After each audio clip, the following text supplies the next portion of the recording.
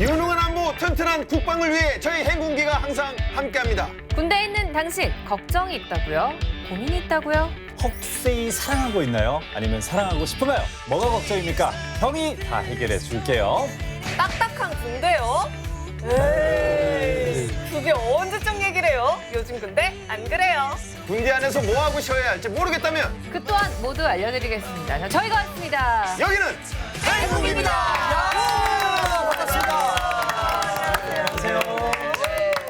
자, 여러분 요즘에 재테크 열풍이잖아요. 아, 네. 근데 요즘 은행 금리 낮은 거 다들 아시죠? 네. 하지만 나라를 지킨 장병들에게는 조금 특별한 혜택이 있었던 거 기억하시나요? 기억하죠. 우리가 저번에 그 단학가에서 배운 적이 있잖아요. 네네네. 군 복무 중이면 비과세의 이율도 엄청 높았어요. 근데 큰일 났어요. 왜요? 2022년부터 네. 장병 내일 준비 적금 혜택이 대폭 확대가 된대요. 더 좋아진대. 오, 좋은 거네요. 네, 정부는 기존의 금리 비과세 혜택에 더해 원리금의 3분의 1을 지급하는 방안을 추진한다고 합니다. 오, 3분의 1. 뭐 자세한 내용은 잘 모르겠지만 뭐 좋은 얘기겠죠, 그죠? 그러니까 쉽게 네. 생각하시면 장병이 월 30만 원의 적금을 넣잖아요. 네. 그러면 10만 원을 보태주는 겁니다. 우와. 그러니까 육군 기준으로 18개월 복무를 마치면 저녁 때 1,000만 원가량을 받게 된다고 해요. 든든하겠다. 군 복무 기간이 미래를 위한 투자가 될 수 있도록 자산 형성을 지원한다라는 취지라고 합니다.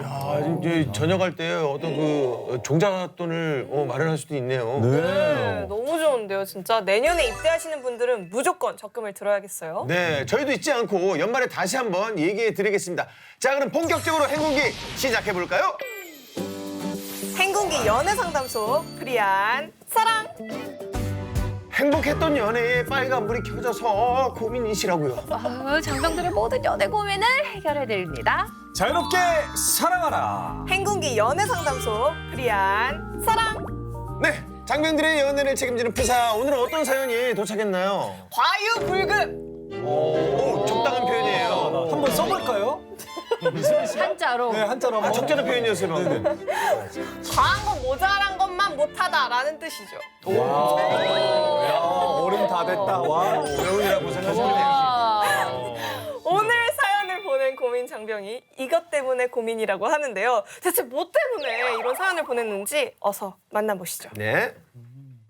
여러분, 혹시 이런 감정 느껴본 적 있으신가요? 진정 아끼는 사람은 눈에 넣어도 안 아프다. 저에게는 그 정도로 소중하고 금이야 오기야 혹시 계속 보면 닳게될까 아까운 이가 있습니다. 예전부터 유독 아끼고 예뻐해서 주변에서 진짜 신기해할 정도였죠. 근데 요즘 그 사람 걱정에 잠을 못 이루고 뒤척이는 날이 많습니다. 아, 제 여자친구냐고요? 이런 제 소개를 안 했군요. 참고로 전 2년째 솔로입니다. 그럼 그 사람은 누구냐고요? 누구지? 다들 제 이야기 좀 들어주세요. 한 달 전. 엄마! 전화 받네? 요즘 왜 이렇게 전화가 뜸하신거? 아들 사랑이 너무 식은 거 아니야? 뭘 식긴 식어. 너야 알아서 밥 잘 먹고 훈련 잘 받고 있겠지 뭐. 아, 엄마세요? 약간 좀 엄마 톤. 엄마 톤. 예. 식기는 뭐. 아니, 늦둥일 수 있어요. 네. 아니, 늦둥일 수 있어요. 예, 예. 너야 알아서 밥 잘 먹고 훈련 잘 받고 있겠지 뭐. 에? 우리 신여사 목소리가 왜 그래? 엄마 무슨 일 있어? 아, 요즘 네 동생 수민이 때문에 내가 죽겠다 야. 퍽하면 늦게 들어오는 것도 모자라서 연락도 잘 안 된다 야. 아, 그 남자랑 10살 차이 난다고 그만 만나라고 가족 회의까지 했잖아. 근데 지금 몰래 만나는 거야? 내 말이 집에 와서 문 걸어 잠그고 휴대폰만 붙잡고 있는데 지금 엄마가 3일째 밥이 안 들어간다. 3일째 밥을 못 일자 먹었어. 드시는 것 치고는 많이 빠졌어 살. 예. 그래도 네가 모르는 척 우리 말 한번 꺼내봐. 우리 말은 안 들어도 그래도 오빠 말은 듣잖니. 잠시 후. 야, 지수민 너 어디야? 어딘데 이렇게 시끄러워? 나 잠깐 장 좀 보러 왔어. 지금 마트야, 마트. 손님 주문하신 바질 어니언 팝콘스몰, 더블 치즈 팝콘스몰, 7치즈 나초 1개, 플레인 핫도그 2개, 오징어 몸통 1개, 콕 사이다 나왔습니다. 많이도 시켰네요. 야, 마트는 무슨? 나 방금 엄마랑 통화했거든. 너 오빠한테도 그렇게 거짓말 할래? 너 그 사람 안 만나기로 했잖아. 네 나이에 10살 차이에 직업도 없는 사람 만나서 뭐 할래? 아 오늘은 영화만 보고 금방 들어갈 거야. 그리고 그때 엄마하고 아빠가 너무 싫어하니까 일단 모면한 거지. 아 오빠 내 편 좀 들어주면 안 되냐? 오빠가 여태까지 네 편 아닌 적 있었어? 근데 그 남자는 진짜 아니니까 그렇지. 내가 괜찮다니까. 지금 일자리 꼼꼼하게 알아보고 있어. 그리고 오빠가 몰라서 그렇지 인성이 정말 괜찮아. 저 배울 점이 얼마나 많은데. 오빠야말로 제대로 본 적도 없으면서 조건만 보고 그렇게 사람 판단하지 마. 수민아, 너 지금 그 남자 만나는 동안 학점도 반토막 났다면서 어떻게 걱정을 안 하니? 생각을 해봐라. 오빠, 내가 진짜 이 말까지는 안 하려고 했는데 몇 달 전에 나 되게 힘들었던 것도 모르지. 학점도 그것 때문에 떨어진 거야. 그때 옆에 있어준 거 남자친구밖에 없었어. 오빠, 나 전화 끊을게. 2주 후. 지수민, 너 SNS에 올린 사진 뭐야? 너 그 남자랑 1박 2일 여행 갔어? 진짜. 아, 왜 내 SNS까지 보고 그래? 오빠도 예전에 여친이랑 여행 갔잖아. 남자랑 여자랑 같아? 내가 너를 어렸을 때부터 얼마나 애지중지 키웠는데. 심지어 그 남자는 너보다 10살이나 많다며. 너 자고 오는 건 절대 안 된다. 오늘 당장 올라와. 벌써 월미도까지 왔단 말이야. 야, 그리고 내가 무슨 애야? 알아서 잘 하니까 걱정 좀 그만해. 아, 그 사람도 참 웃긴다. 네가 애처럼 굴어도 자기가 어른스럽게 굴어야지. 지금 우리 집에서 자기 안 좋아하는 거 알 거 아니야. 아 진짜 내 연애를 왜 오빠 마음대로 판단하는데? 나도 성인이고 오빠가 하나하나 안 챙겨줘도 알아서 잘한다고. 제발 간섭 좀 그만해. 손님 또 오셨군요. 안녕하세요. 그날 이후 여동생은 제 전화와 깨똥 모두 받지 않습니다. 어릴 때부터 맞벌이하는 부모님 대신 제가 늘 데리고 다녀서 그런지 제 눈에는 아직 어린아이 같은데 말이죠. 사실 전 아직도 제가 뭘 그렇게 잘못했는지 모르겠어요. 요즘 세상이 흉흉한 것도 많고 오빠 입장에서 동생이 좋은 사람 만나길 바라는 것도 너무 당연한 거잖아요. 가족이라면 잘못된 길을 가고 있을 때 바로 잡아주는 게 맞지 않나요? 행복이 형아 누나들 동생의 애인에게 신경 쓰는 제가 과한 걸까요? 아 여동생 바보가 나왔네요. 네. 아 진짜 고민장병한테 여동생은 특별한 의미가 있는 것 같아요. 뭐 사연 속에서도 말했지만 눈에 넣어도 안 아픈 사람이라고 했잖아요. 아프죠. 보통 아무리 친해도 여동생한테 이런 표현 잘 안 하지 않나요? 제가 여동생이 없어서 모르겠는데 아무튼 고민 사연 속에서 그 애정이 막 느껴집니다. 네. 뭐 케바케긴 하지만 일단 고민장병이 어릴 때부터 동생을 잘 챙기고 다닌 것 같아요. 아까 뭐 애지중지 키웠다 약간 이런 말도 하고. 그러니까 좀 각별하게 생각을 할 수밖에 없는 것 같고 남매 사이에 이제 애인 얘기도 하고 고민을 털어놓는 거는 되게 가까워 보이고 좋아 보여요. 네. 근데 한두 마디씩 참견을 하다 보면 이제 간섭처럼 느껴질 수가 있죠. 맞아요. 이게 그 관심하고 간섭이 진짜 한 끗 차이인 것 같아요. 근데 저희 다 형제들 있잖아요. 여러분들은 어떠세요? 형제들 연애에 좀 간섭을 하시는 편이신가요? 저는 제가 언니거든요. 1살 어린 연년생 여동생이 있는데 제가 좀 1살 차이지만 굉장히 제가 애지중지하는 느낌으로 아까 사연처럼 그런 스타일이거든요. 근데 동생은 정말 싫어해요. 근데 또 웃긴 게 내로남불이라고 동생은 그렇게 제가 뭐 좀만 통화를 하면 옆에 아주 귀에 붙어가지고 누구야? 이렇게 해요. 그래서 너무 힘들어요. 저는 약간 누나랑 나이 차이가 되게 많거든요. 사실은 이제 띠동갑이에요. 뭐 어떻게 되세요? 형제 어떻게 되시는데요? 누나 하나 더 있는데요. 와 완전 뭐 그냥 완전 뭐 막둥이 그냥 아유 그냥 귀염둥이네. 저는 장난 아니었습니다. 하여튼 그런데 그래서 오히려 누나가 뭐 연애를 했는지 뭐 전혀 모르고 상관을 뭐 처지가 아니었어요. 저는. 아 그러네. 어려서 너무. 네, 완전 어려가지고. 저는 이제 남동생 2살 차이 남동생이 있는데 이제 연애는 본인이 알아서 하는 거니까 뭐 잔소리를 하거나 막 신경을 많이 쓰진 않은 편이에요. 그래서 옆에서 볼 때 이건 아닌데 하고 간섭하면 오히려 뭘 그렇게 얘기해 뭘 알아 이런 식으로 해서 형제끼리 사이가 되게 안 좋아지는 것 같기도 해요. 그래서 스스로 깨닫고 뭐 고민이라고 이야기한다면 그때 뭐 이제 가볍게 충고하는 정도로만 좀 하는 것 같아요. 저희는 이제 다들 형제 연애에 좀 크게 간섭을 하지 않는 것 같네요. 네. 근데 이제 고민장병의 경우에는 완전히 이제 180도 완전 다르네요. 여기 있잖아요, 한 명. 약간 네. 그렇긴 한데. 네. 그러니까 이게 좀 각별한 게 어릴 때부터 부모님 대신 동생을 데리고 다녔다고 하잖아요. 그러니까 거의 키운 거라는 생각을 갖고 있는 분이시잖아요. 그러니까 걱정이 될 만한 것 같아요. 맞아요, 자연스럽게. 아무래도 여동생이나 누나는 뭔가 내가 지켜줘야 하는 존재라고 생각을 하는 것 같아요. 맞아요. 그래서 작은 일에도 크게 신경을 쓰고 간섭하게 되는 게 아닐까 생각이 드는데요. 특히 고민장병은 여동생이랑 3살 차이가 난다고 하잖아요. 이 남매 사이에서 3살 차이도 꽤 크거든요. 근데 사실 20대 초반이면 아직 어리고 연애를 즐길 때인데 그런데도 이렇게 여동생 연애에 신경을 쓰는데 나중에 결혼 상대를 데려오면 난리 나겠네요. 그러게요. 결혼은 또 예, 지금보다 간섭이 몇 번이 더 심해질 거 아니에요. 그렇죠. 예, 간섭이 지나치면 오히려 좋았던 관계도 망치게 될 수가 있는데.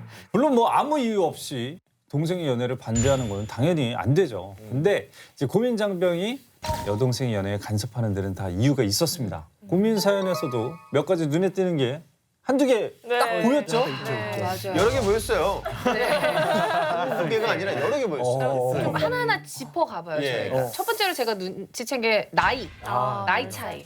10살이 많다고 하잖아요. 그러면 이제 고민장병이랑은 7살이 차이 나는 거잖아요. 그러니까 이게 좀 가족이 될 수도 있고 매부가 된다라고 생각을 하면 7살이 많다?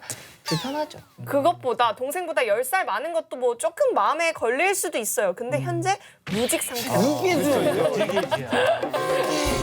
직업이 없다고 아까 계속 그러니까요. 그리고 저는 또 걸리는 게 여동생이 연애를 시작하고 나서 성적이 떨어졌다는 거. 이게 또 걸려. 이게 연애를 하면서 서로 긍정적인 영향을 주고 받아야 되는데 오히려 이 성적이 떨어졌다 악영향을 받고 있다는 거거든. 안 그래요? 노란 그런 사람을 누가 특히 가족들도 환영을 할 가족이 누가 있어요? 그러니까 고민장병이세요? 여동생이 없습니다. 뭐 이게 연애 간섭하는 것도 다 이제 내 형제 자매가 잘 되길 바라는 마음에서 하는 건데 그래도 걱정되는 마음에 한번 잔소리하면 뭐합니까? 받아들인 사람이 듣질 않으면 소용이 없습니다. 네, 맞습니다. 그 주변에서 반대할수록 사랑이 더 불타오른다고 맞아요. 하더라고요. 연인 사이를 더 끈끈하게 만드는 매개체가 될 수도 있어요. 그 네, 반대가. 맞습니다. 자, 이분이 또 오셨다고 합니다.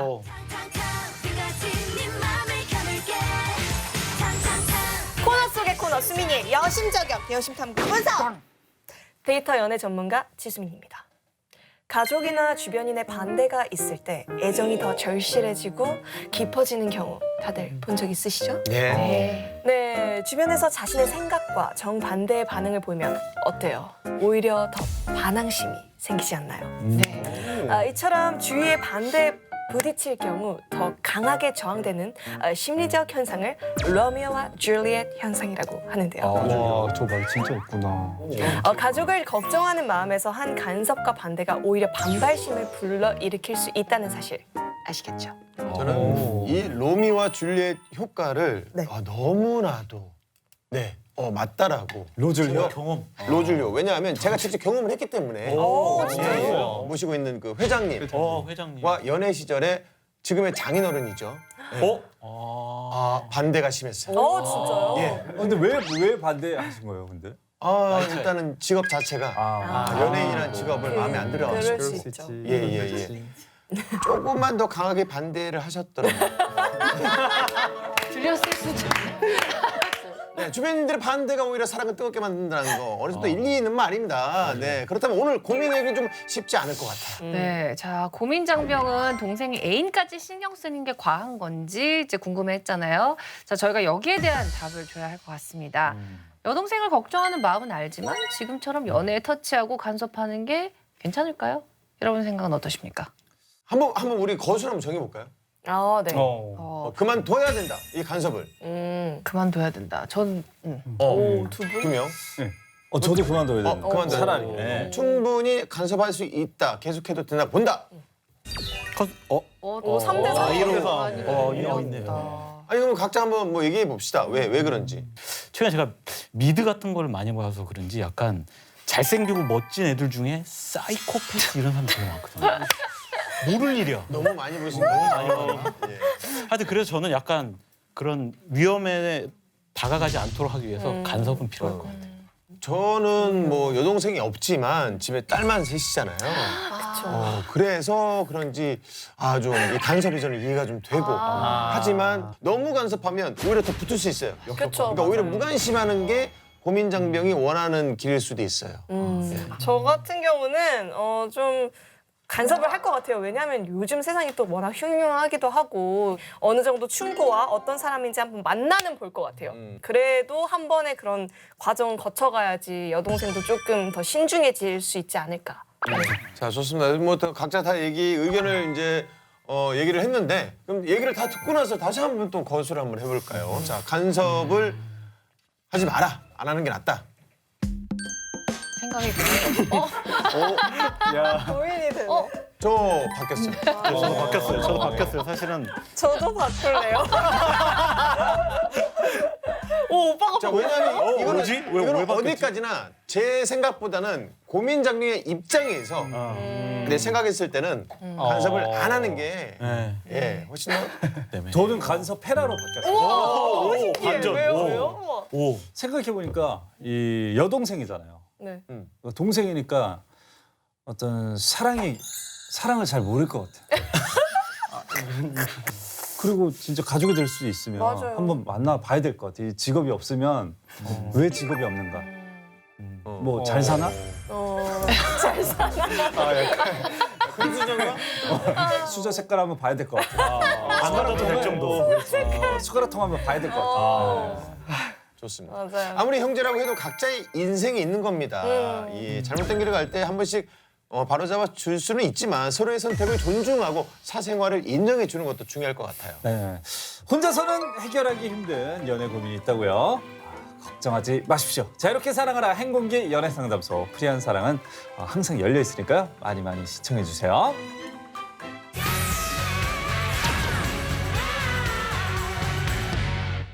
장병들의 인권을 사수하라 인싸 인권맨 셀피씨 오늘은 파페라 버전을 준비하셨거든요.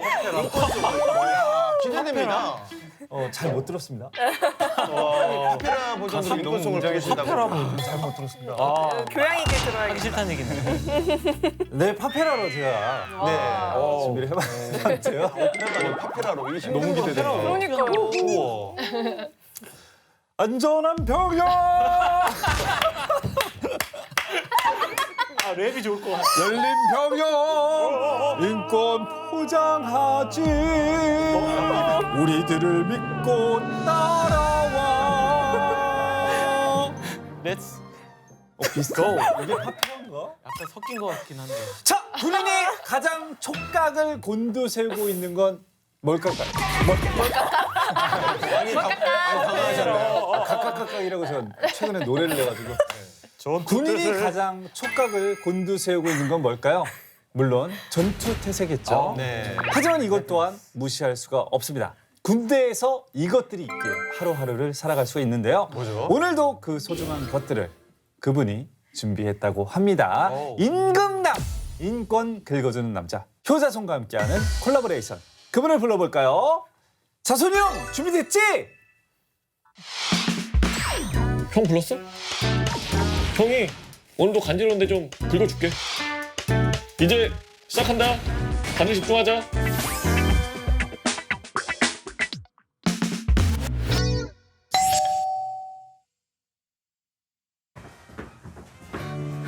편지했다. 왜 이렇게 많이 왔어? 빨리 답장 써야지.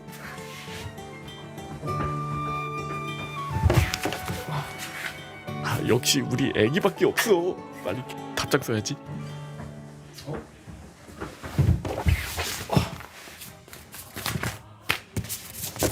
어이씨, 뭐야? 편지가 이거밖에 없어. 씨.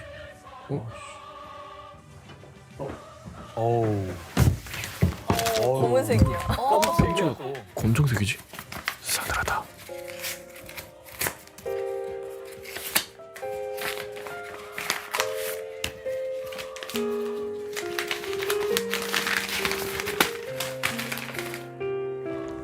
오빠 우리 이제 헤어져. 너무 슬프다. 편지로 차였어.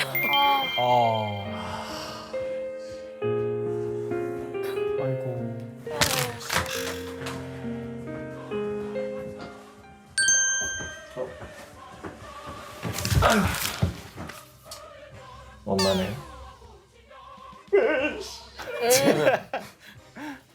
전화나 해야지.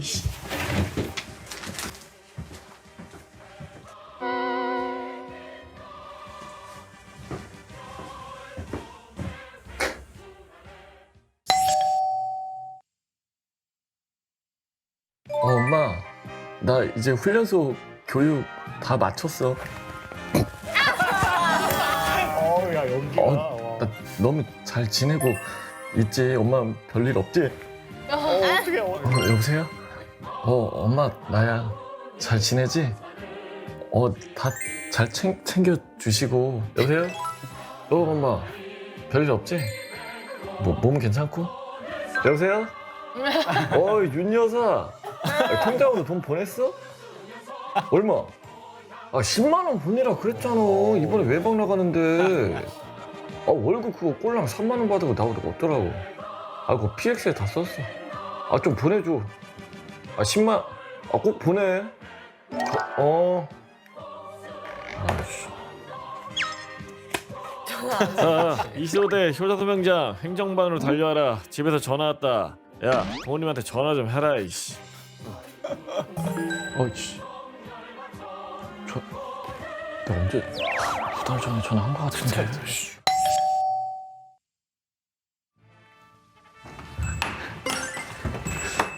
엄마 나왔어. 최은성. 와. 역시. 그렇지. 와.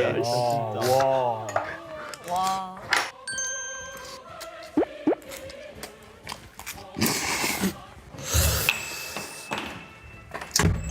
엄마, 아들 왔어. 충성. 역시 우리 엄마 속맛 죽지 않아. 어우, 맛있겠다. 부드럽게 드시네. 아들 왔네. 배고프다 밥 줘. 이 반찬이 뭐야? 집이 좀 요즘에 어렵나? 어렵네. 맛에도 정성이 없는데. 엄마, 고기 없어? 엄마, 어디 갔나? 어머니 안 계셔. 안 계셔. 안 어디 계셔. 가셨어? 집에 안 계셔. 배고파 죽겠구만. 어디 갔어? 돈 놓고 갔나? 왕뚜. 집에 왕뚜껑 먹고 나한테. 네, 군인한테 있어서 이게 없으면은 정말 큰일이죠. 편지, 안부 전화, 그리고 휴가 때 나오는 반찬. 정말 오아시스 같은 존재들이죠. 압력. 편지하고 전화는 이 사회에 있는 사람들이 아직 나를 잊지 않았구나 하고 이 생각이 들게 하는 뭔가 유일한 연결고리죠. 반찬도 마찬가지입니다. 이제 엄마가 나를 그동안 얼마나 보고 싶었는지 그걸 보고 알 수가 있어요. 갈비를 쪘는지. 자, 오늘은 군인과 사회인과의 관계에 대해서 이야기를 해볼 건데요. 자, 첫 번째 나왔던 게 바로 편지였죠. 짠지. 네, 제 주변 친구들 보면 군대 가기 전에 항상 하는 말이 있더라고요. 한 명씩 돌아가면서 편지 써야 해. 할 말 없어도 무조건 다 써야 한다. 이렇게 얘기를 하더라고요. 불림 노래처럼 다 똑같이 하지만 처음에 입대하는 몇몇 친구 말고는 잘 안 쓰게 되더라고요. 그래서 이 군대에서 편지 써준 여사친들은 다 기억한다라는 말이 있어요. 특히 이제 힘들 때 받은 편지라 더 기억을 하죠. 그럼. 그럼 혹시 두 분도 지금까지 기억에 남는 편지 있으세요? 저는 제가 11사단 그 수색대대를 갔잖아요. 네. 근데 제 정말 친한 절친이 백마부대 수색대대를 갔어요. 네. 그래서 군인한테 편지를 썼어요. 우리 백마부대 수색대대는 무슨 훈련을 하고 알고 싶지도 않은 내용들을 쭉 적어가지고 받은 기억이 나요. 맞아. 그런 것도 있고 막 다들 그렇겠지만 부모님이랑 이 손편지를 보내고 받을 일이 거의 없잖아요. 그렇죠, 맞아요. 그러니까 이제 아빠의 손편지를 받았는데 아이고. 진짜 너무 기분이 너무 이상하더라고요. 그러니까 살면서 아들아, 때문에. 네. 그렇지. 아들아 이렇게 시작해요. 거의 다. 근데 뭐 아들이라고 불러본 적도 없고 생활하면서 그때 진짜 좀 감동이었어요. 근데 다들 그랬어요 그때. 특히 훈련병 때. 예전에 군대 간 친구들 그렇게 우표를 보내달라고들 하더라고요. 보내달라요? 달러를 보내달라고. 보내달라고 하더라고요. 근데 군대에서는 우표를 안 파나요? 왜 그런 거예요? 그건 이제 편지를 쓰면 군에서 우편물을 모아서 다시 우체국으로 보내는 그런 시스템이더라고요. 그래서 그걸 군사 우편이라고 하는데 군사 우편을 왔다가 다시 가는 그런 날짜가 그런 일자가 걸리기 때문에 배달이 좀 늦을 수밖에 없어요. 그래서 일반 우표가 붙어 있으면 받는 날짜가 좀 빨라지기 때문에 그래서 친구나 가족들에게 우표를 좀 보내달라라고 하는 장병들이 간혹 있을 겁니다. 네. 저 때가 이제 11년 군번인데 이제 인편 인터넷 편지가 이제 도입돼요. 그렇죠. 네, 그래서 A4 용지를 뽑아와요. 네. 그 간부님들이 A4 용지를 들고 이름을 부르면 프린트된 걸 준 거예요. 네, 맞습니다, 맞습니다. 진짜 사회에서는 그렇게 편지 받을 일이 없잖아요. A4 용지 프린트를 해가지고. 그러니까 기분이 진짜 묘했어요. 아니 손편지가 아니니까 좀 약간 좀 아날로그 감성이 좀 없겠다. 예, 왜냐면 이게 뭐 인터넷 카페 이런 데 있잖아요. 거기다 글을 쓴 거를 그대로 하는 거라서 이 필체가 없어요. 그냥 폰트예요. 대신에 시간은 많이 절약되겠다. 편지를 붙이면 오는 시간이 있잖아요. 그렇죠. 바로 올리면 네. 바로 뽑아서 줄 수가 있으니까. 네. 그렇습니다. 자, 아무래도 계급이 올라가면은 영상의 내용처럼 편지 양도 적어질 것 같은데요. 요즘은 또 스마트폰을 사용할 수 있잖아요. 그래서 편지 쓰는 장병이 더 없을 것 같아요. 어떤가요, 그러겠네. 김민희님? 네. 진짜 없겠다. 자대 배치 받으면. 예, 실제로는 거의 쓰지 않습니다. 그래서 부대 와서 뭐 편지를 쓰는 낭만 이런 걸 갖고 있는 장병은 한 번도 못 본 것 같아요. 특히 이제 편지를 대신해서 요즘은 장문의 뭐 깨똑이라든지 뭐 임티 같은 게 있기 때문에 헤어짐과 만남 뭐 이런 것도 다 그걸로 대체하는 것 같아요. 군인하고 편지는 진짜 뗄래야 뗄 수 없는 관계인데 이제는 가끔 볼 수 있다고 하니까 좀 씁쓸하네요. 스마트폰의 편리함 물론 좋죠. 그걸 유지를 하면서 가끔은 손편지 썼으면 좋겠어요. 그 손편지만이 갖고 있는 그 감성이 있잖아요. 그럼요. 그 감성. 뭐 남자들끼리는 굳이 안 보내도 될 것 같고요. 이제 부모님께는 저녁 전에 손편지를 이렇게 주고 받아보는 거는 진짜 추천을 드립니다. 네. 자, 그리고 두 번째로 나왔던 게 안부 전화였습니다. 전화. 군대에서 처음 전화기 잡았을 때 대부분 다 부모님이랑 통화하는 거 맞죠? 그때 어때요? 상상만 해도 막 눈물 날 것 같고 막 그럴 것 같아요. 어떠셨어요? 저는 자대 배치 받고 첫 전화를 공전화가 딱 한 대 있었어.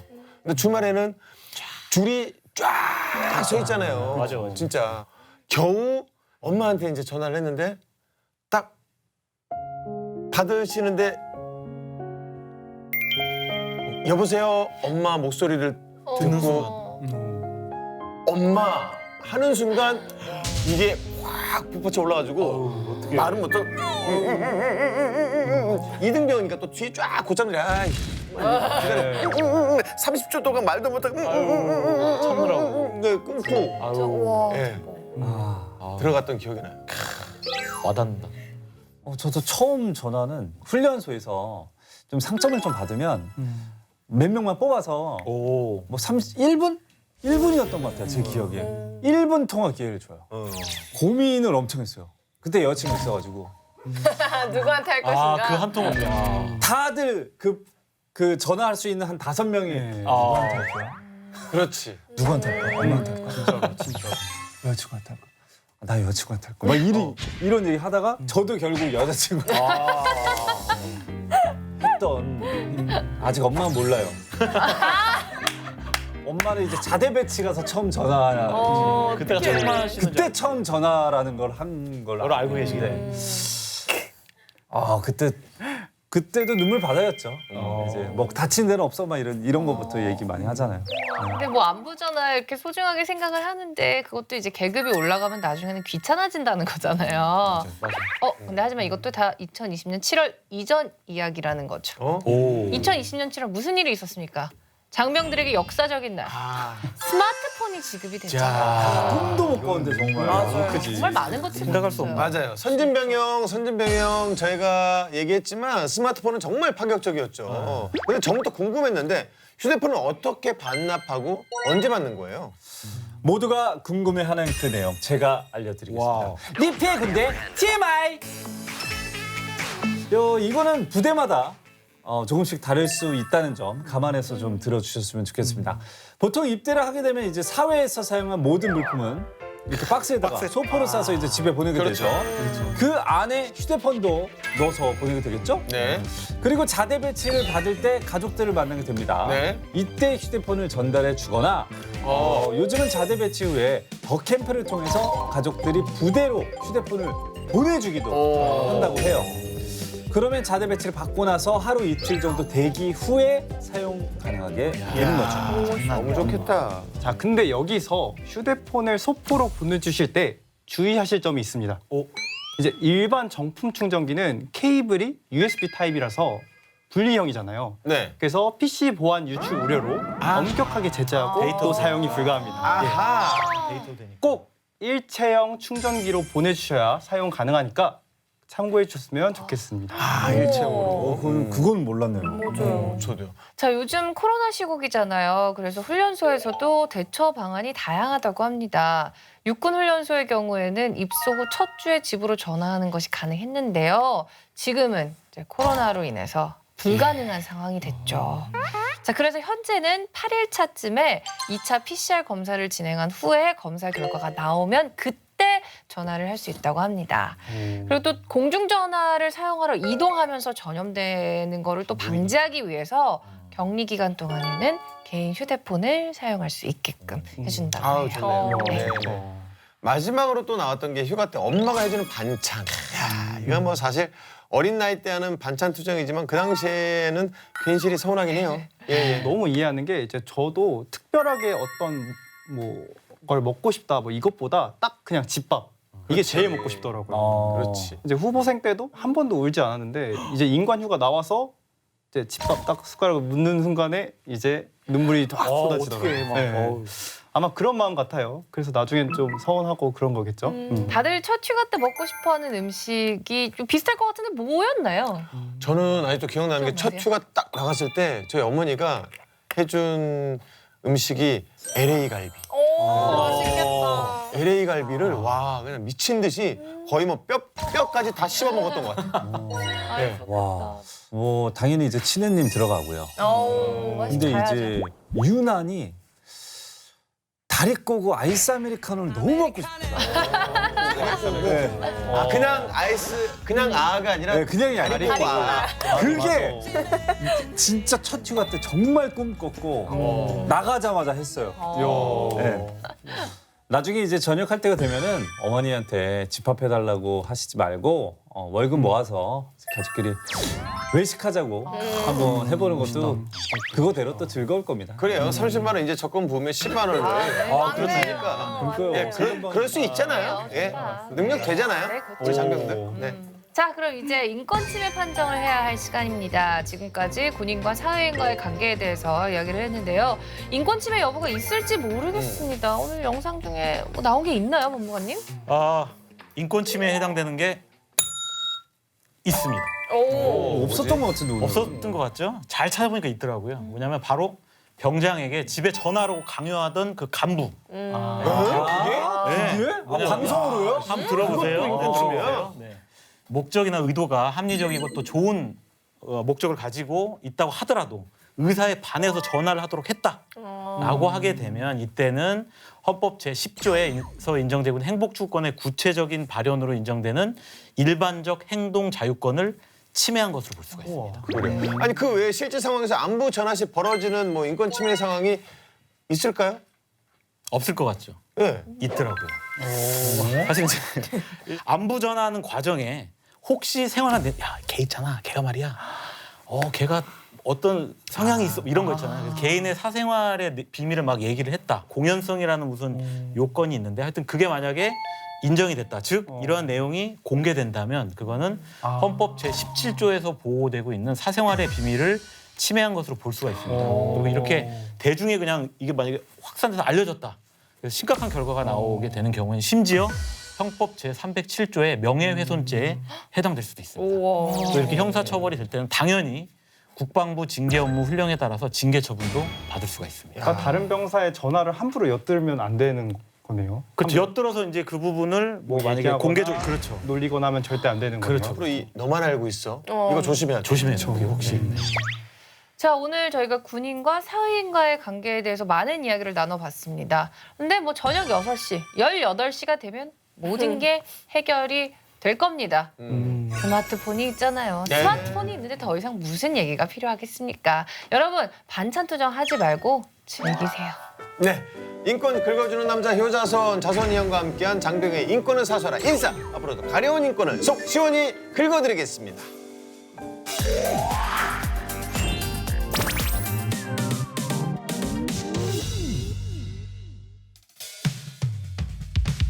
시간은 금이죠.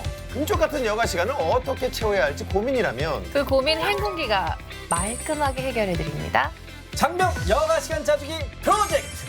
긴 시간 틈틈이 다 나와서 쉬어볼까? 하나까입니다. 네, 올 여름은 유난히 장마도 짧고 폭염이 길어요. 네. 부대에 있는 장병들은 더 힘들 것 같은데 오늘 단학가에서 어떤 주제를 준비했나요? 요즘 마스크 쓰고 다니느라 이 다들 피부 고민이 많으시잖아요. 맞아요. 오늘 모실 멘토님이 바로 이 마스크 트러블부터 여름철 피부 고민까지 모조리 해결 가능한 분이라고 합니다. 네. 멘토님이 지금 계시는 곳이 군부대라고 합니다. 일단 평소에도 장병들이 어디가 아프고 고민이 있으면 멘토님을 그렇게 찾는다고 해요. 그래요? 네. 자, 그럼 힘들게 모신 오늘의 멘토님 나와 계시죠? 커튼을 걷어주시겠습니까?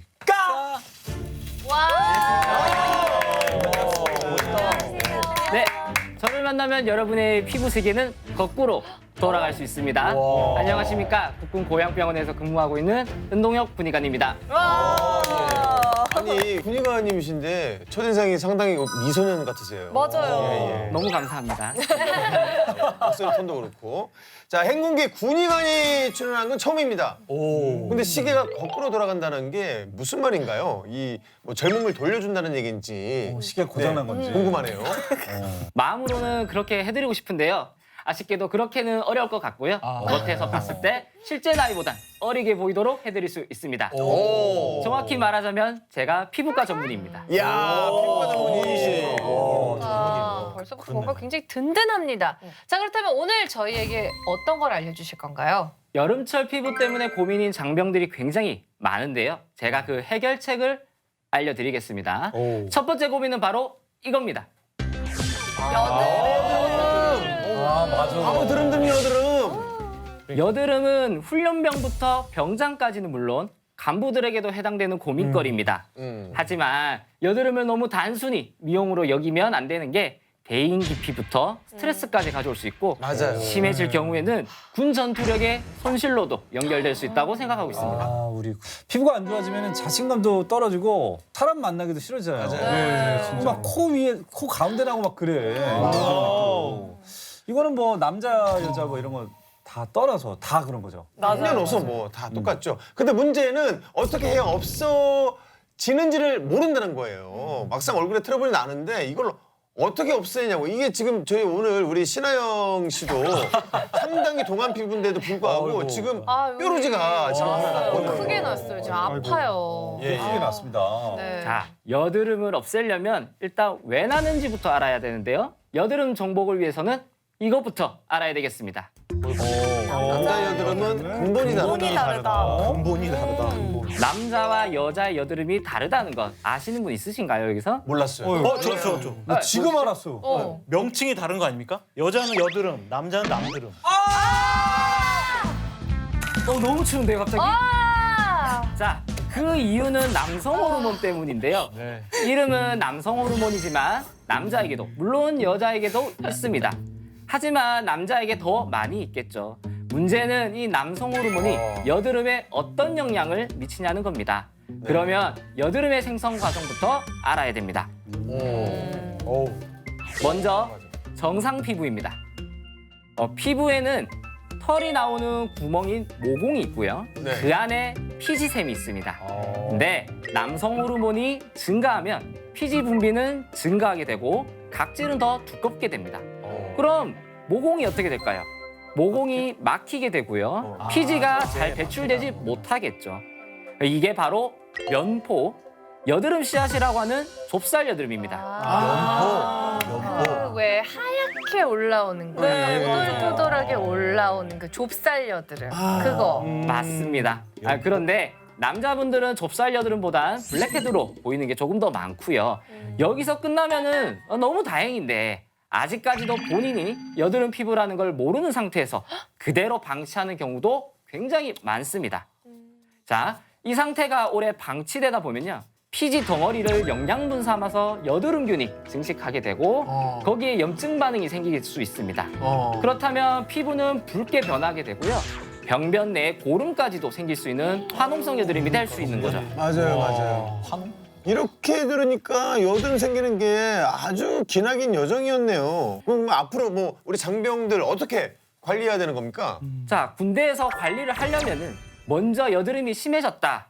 아쉽지만 장병들 당분간은 충성마트로 가는 발길을 조금 줄이셔야 됩니다. 우리가 여름에 강도 높은 훈련이 이어지면은 고칼로리 음식을 찾게 되는데요. 우리 국제적인 여드름 치료의 가이드라인에 따르면 혈당을 너무 급격하게 빨리 높이는 음식은 여드름을 악화시킬 수 있기 때문에 피하도록 권고하고 있습니다. 대표적인 음식으로는 라면이라든지 햄버거, 그리고 우리 패스트푸드류의 냉동식품이라든지 초콜릿, 그리고 탄산음료 등이 있습니다. 다 좋아하는 거만. 맛있는 거. 다 들어있네. 그러니까요. 자, 여기서 예상 외의 음식도 있는데요.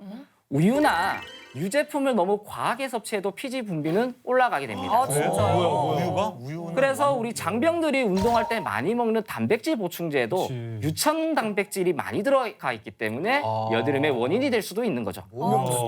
또한 저녁 시간 후에 먹는 기름진 음식들도 당연히 영향을 줄 수 있습니다. 저도 이제 예전에 여드름이 나서 되게 고생을 많이 했었는데요. 요즘에는 이제 마스크를 계속 쓰고 다니니까 뭔가 트러블이 나는 것 같아요. 저 요즘 많은 분들이 마스크 트러블 때문에 굉장히 고생하고 계시잖아요. 근데 우리 장병들은 마스크를 쓰고 훈련까지 받아야 돼요. 그러니까. 얼마나 더 힘들겠어요. 진짜. 너무 힘들겠다. 맞습니다. 우리 장병들은 야외에서 훈련을 하기 때문에 장시간 자외선에 노출될 수밖에 없고요. 게다가 장기간 마스크 착용 때문에 피부 온도나 습도도 올라가기 때문에 여드름은 더욱 악화될 수 있습니다.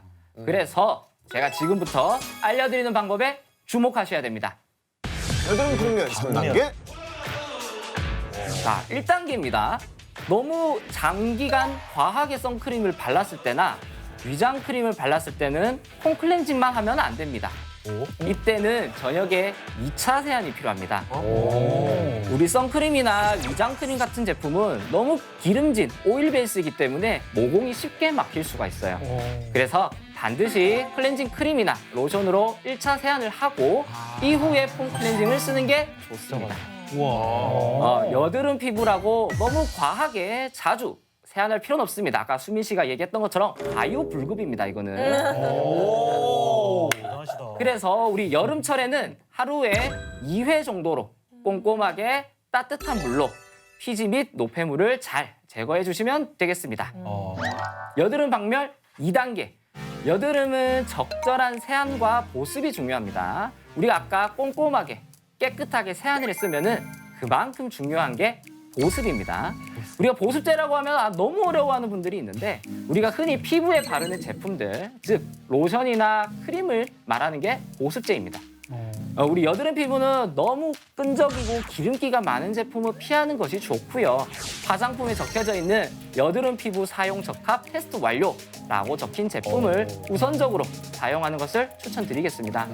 그래서 중요한 거는 여드름과 민감성 피부에는 무조건 적절한 세안과 보습이 중요하다라는 거를 기억해 주셨으면 하겠습니다. 네.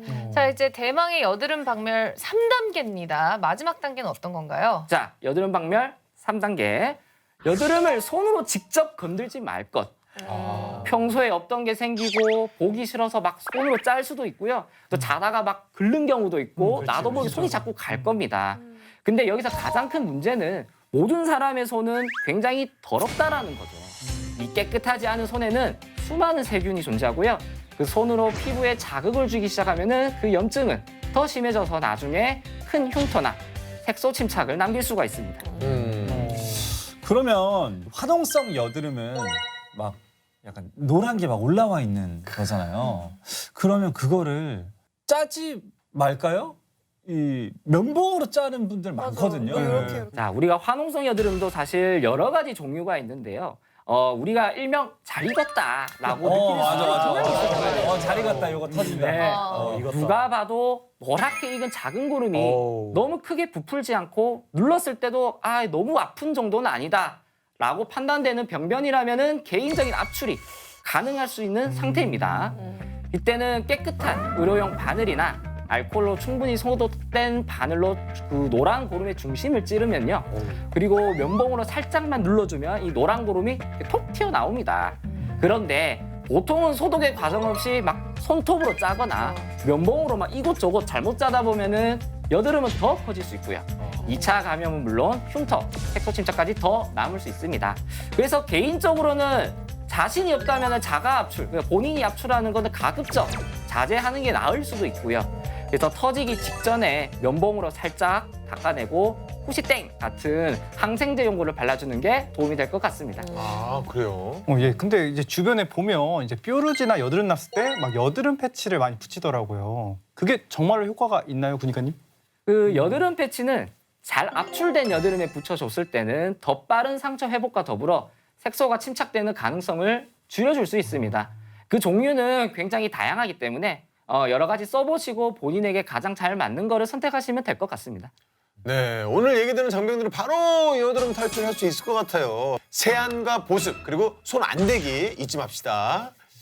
자, 저는 사실 여드름보다는 이 여름마다 야외 촬영을 오래 하면 피부가 그렇게 따갑더라고요. 이것도 혹시 해결이 가능한가요? 그럼요. 우리 장병들 역시도 오랜 시간 야외에서 훈련을 받다 보니까 자외선에서 자유로울 수가 없는데요.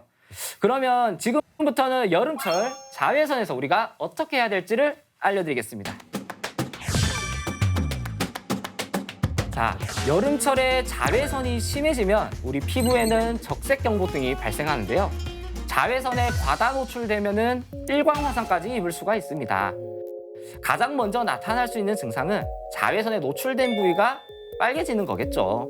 그리고 그 부위가 부풀어 오르면서 화끈화끈 거릴 수 있습니다. 그리고 조금 더 심해질 경우에는 가려움도 느낄 수 있고요. 동시에 물집이 생기거나 피부가 벗겨지는 경우도 있습니다. 그리고 너무 심하게 발생할 때는 오한이라든지 열이 난다든지 전신 증상까지 나타날 수도 있습니다. 저도 피부가 좀 하얀 편이라서 그런지 유독 무조건 빨개지고 그 선크림을 발라도 잘 그 커버가 잘 안 되더라고요. 피부색이 밝은 사람들이 어두운 사람들에 비해서 일광 화상을 조금 더 많이 입고 그 정도가 심하다는 연구 결과는 있습니다. 슬픈 소식이네 진짜. 과도한 태양 노출은 당연히 피하셔야 되겠고요. 햇빛 받는 부위에는 몸에도 선크림을 꼼꼼히 발라야 되고 수시로 덧바르는 게 중요합니다. 여기서 중요한 거는 일광 화상은 화창한 날뿐만 아니라 구름 끼고 흐린 날씨에도 충분히 발생할 수가 있습니다. 그러니까 야외 훈련 시에는 항상 선크림을 잘 챙겨 바르시고요. 밖에 있을 때 덧바르는 거 한 번 더 잊지 않으셔야 되겠습니다. 그리고 보습제도 항상 야외 다녀오고 난 이후에는 발라주는 게 도움이 될 겁니다. 저는 평소에도 자외선을 오래 쐬면 이 따가운 경험이 종종 있는데 그럴 때는 어떻게 해야 되나요? 장병들도 선크림을 발라도 저처럼 느끼는 경우가 있을 것 같은데 저희 그 회장님이 계신데 말 안 하고 쓱 이제 해결할 수 있는 방법 뭐 그런 방법도 있을까요? 자, 우리 회장님께까지 말씀드릴 수 있는 부분을 제가 좀 알려드리겠습니다. 네. 먼저 자외선 때문에 피부 온도가 올라가 있으니까요. 피부를 차갑게 해주는 게 중요합니다. 그래서 깨끗한 수건을 시원한 물에 적셔서 덮어주거나 차가운 페트병을 대주는 게 도움이 될 수 있습니다. 그리고 우리 장병들 같은 경우에는 충성마트에서 쉽게 구할 수 있는 저자극의 알로에 보습제나 수분크림을 발라주면요. 이게 화끈 부리는 부위를 진정시킬 수 있고 특히 시원하게 해주고 발라주면 그 효과는 더욱더 올라갈 수 있습니다. 네. 그리고 간혹 물집이 생겼다고 본인이 억지로 터뜨리시는 분도 계시는데요. 억지로 터뜨리지 말고 후시땡 같은 항생제 연고를 바르는 게 좋겠습니다. 아하. 일광화상은 대부분 1도 화상이기 때문에 특별한 치료 없이 그리고 색소 침착 없이 호전이 될 수 있는데요.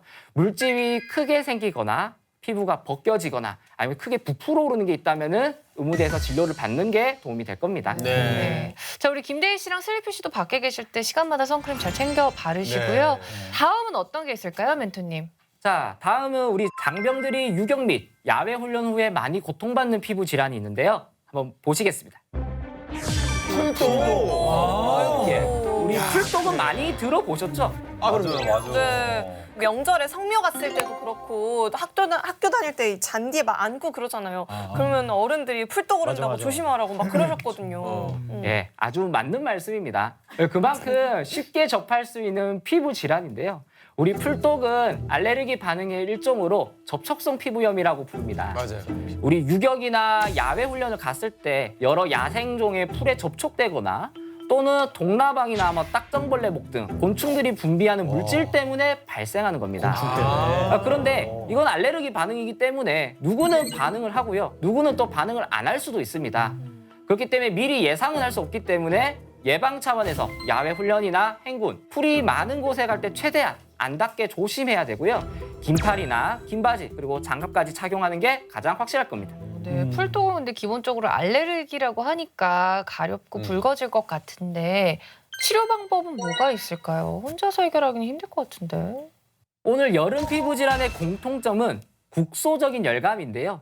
이 국소적인 열감이라고 하면 피부 온도가 올라가는 것을 얘기합니다. 그래서 먼저 일광 화상처럼 차가운 수건으로 진정시켜주는 게 중요하고요. 그 피부 발진이 점차 많아지면서 너무 가려워지거나 몸 전체로 광범위하게 병변이 퍼진다면 그때는 바로 의무대나 군병원으로 가서 진료를 보셔야 됩니다. 그러면 군의관님들이 바르는 스테로이드나 항히스타민제를 처방해 주실 겁니다. 요즘에는 약국에서도 처방받지 않고 살 수 있는 스테로이드 연고도 있으니까요. 혹시나 바로 급하게 의무대로 갈 수 없을 때는 미리 구입해서 쓰는 방법도 있겠습니다. 오늘 멘토님 만나고 나니까 우리 장병들의 피부 이제 뭐 걱정 안 해도 될 것 같아요. 자, 그럼 마지막으로 우리 장병 여러분에게 하실 말씀이 있으면 부탁드립니다. 지금 이 시간에도 국민들을 위해 열심히 복무 중인 우리 장병 여러분, 여드름뿐만 아니라 많은 피부 질환에서 이게 꼭 기억해야 되는 거는 많은 장병들이 근육을 얻기 위해서 꾸준히 운동하고 식단 관리하는 것과 같습니다. 결국 피부는 단기간의 치료나 관리로 좋아질 수는 없고요. 수개월 동안 꾸준한 관리가 필요할 겁니다. 그래서 전군의 장병 여러분의 피부는 물론 건강까지 저희 군의관들이 밤낮으로 책임지겠습니다. 그럼 지금까지 피부과 군의관 임동혁이었습니다. 수고! 오늘 단학가가 장병들의 피부 고민에 도움이 되었으면 좋겠습니다. 다시 한번 수고해 주신 은동혁 멘토님 감사합니다. 네. 장병들의 슬기로운 여가 생활을 위한 단학가 다음 주에 더욱 유익한 주제로 다시 돌아오겠습니다. 네, 건강하고 열린 병영 문화를 위해서 저희 행군기가 항상 함께합니다. 전군의 행복한 병영 생활을 위한 행군기 다음 주에도 많은 기대 부탁드립니다. 저는 경례 행군 바로 연인의 관심을 받기 위해서 이런 것까지 해봤다. 나 술 마셔도 되지? 소주잔 찍고 술 마셔도 되지? 링겔 꼽고 사진 찍어보는 그거를 좀 해봤는데 되게 싫어하더라고요. 귀여워 보일 수도 있을 것 같아요. 한 번은. 잘하면 2번은. 3번까지도 오케이. 우리의 눈 건강을 위험하게 만드는 요인들이 뭔지부터 파악을 해봐야겠죠. 사실 눈은 한 번 나빠지면 되돌아가는 게 참 어렵습니다. 눈에 먼지 진짜 많이 들어가요. 먼지가 보여요. 그러니까 흙먼지가 이렇게 많아서 보이죠. 이게 진짜 장병들의 일상생활인데 여러분의 눈 건강을 위해서 꼭 챙겨야 하는 것들 알려드릴게요. 깜깜